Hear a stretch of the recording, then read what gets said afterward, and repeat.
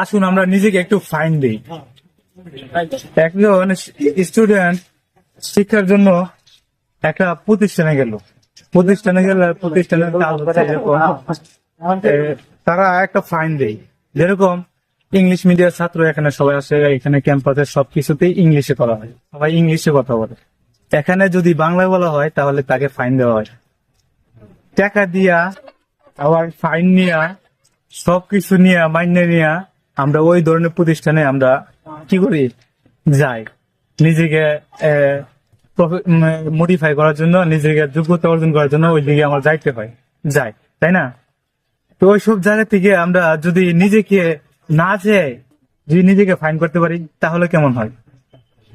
তাহলে আপনাদের একটা উদাহরণ দেয়, একটা এক্সাম্পল দেয়, তাহলে আপনার সঞ্চয় হবে, আপনি নিজেকে ফাইন দিবেন, আবার আপনার নিজের কেরিয়ারও করবেন। Let's go.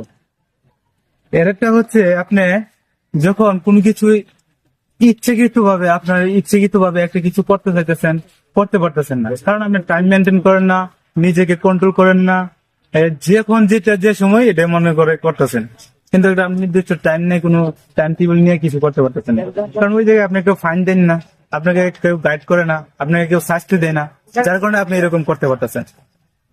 এটা করার জন্য আপনাকে নিজে ফাইন দিতে হবে, তাহলে আপনি সঠিক পন্থা পাবেন, নিজেকে মডিফাই করতে পারেন, কোনো শিক্ষা প্রতিষ্ঠান কোনো কিছু লাগবে না। আমরা যদি ফাইনই দিতে পারি নিজেকে, তাহলে আমার প্রতিষ্ঠানের প্রয়োজন কি? চলেন আমরা নিজেকে ফাইন দিই।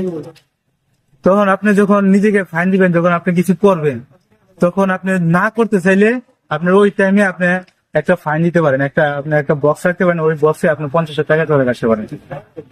যেমন আপনি ইংলিশ একটা ভাষা শিখতে চাইতেছেন, ভাষাটা শেখার জন্য আপনাকে কি করতে হবে? কন্টিনিউ ইংলিশ বলতে হবে। কন্টিনিউ ইংলিশ বলতে হলে অবশ্যই আপনাকে ফাইন করতে হবে।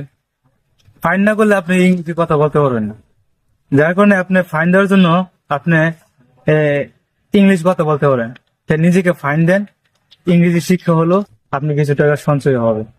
ওকে,